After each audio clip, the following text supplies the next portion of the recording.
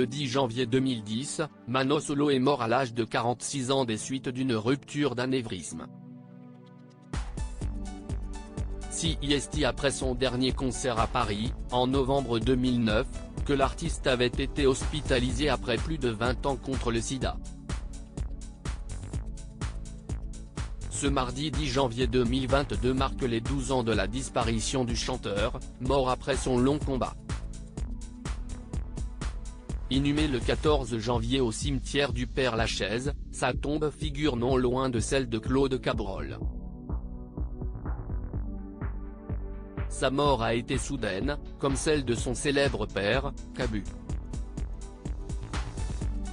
Le dessinateur a disparu tragiquement et injustement dans l'attentat du 7 janvier 2015 aux locaux de Charlie Hebdo. Mano Solo avait laissé endeuiller ses proches, parmi lesquels son père, mais aussi le monde de la musique et tous les amateurs de ses chansons si authentiques à la poésie engagée. Le dessinateur caricaturiste Cabu avait rendu un hommage avec beaucoup de pudeur et d'émotion, le 19 janvier qui suivait, sur Europe 1, au micro de Marc-Olivier Fogiel. Mano Solo était un homme de caractère. À tel point que lors de son hospitalisation, l'artiste rendait la vie difficile au personnel de l'hôpital parisien, dans lequel il recevait des soins.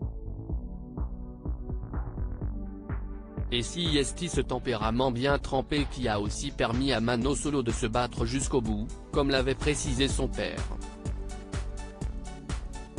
Un caractère qui pourrait bien lui venir de ses deux parents. Cabu ne savait d'ailleurs pas dire si ce côté rebelle lui venait de sa mère, Isabelle Monin, cofondatrice du magazine consacré à l'écologie, La Gueule Ouverte, ou de lui.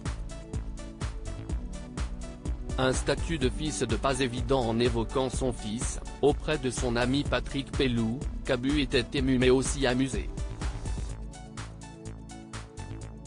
Notamment lorsqu'il s'est souvenu que ce dernier se plaignait d'être un fils de.